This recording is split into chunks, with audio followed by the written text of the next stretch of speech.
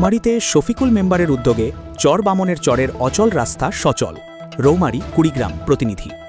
কুড়িগ্রামের রৌমারী সদর ইউনিয়নের ৪ নং ওয়ার্ডের চর বামনের চর পূর্বপাড়ায় দীর্ঘদিনের একটি অচল রাস্তার সংস্কার করে সচল করেছেন স্থানীয় ইউপি সদস্য মেম্বার শফিকুল ইসলাম। এর ফলে ওই এলাকার মানুষের দীর্ঘদিনের দুর্ভোগের অবসান ঘটেছে। জানা যায়, চর বামনের চর দক্ষিণ পাড়া জিন্নাত আর্মির বাড়ির পাশের খানাখন্দে ভরা এই রাস্তাটি দীর্ঘদিন ধরে চলাচলের অনুপযোগী ছিল। সামান্য বৃষ্টি হলেই কাদা জমে বের হয় না প্রায় ২-৩ বছর যাবৎ কৃষকের ফসল ঘরে তোলাসহ বাজারজাতকরণ ও মুসল্লিদের মসজিদে নামাজ আদায় বিঘ্নিত এবং স্কুলগামী শিক্ষার্থী ও রোগীদের যাতায়াত প্রায় অসম্ভব হয়ে পড়ত। এলাকাবাসী বেশ কয়েকবার নিজেরাই সংসারের উদ্যোগ নিয়ে মাটির সমস্যাজনিত কারণে ব্যর্থ হয়।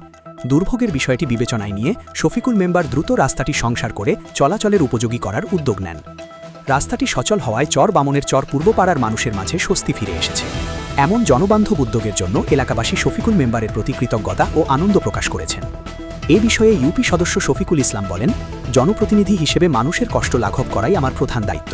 ভবিষ্যতেও এলাকার মানুষের কল্যাণে আমার এই চেষ্টা অব্যাহত থাকবে।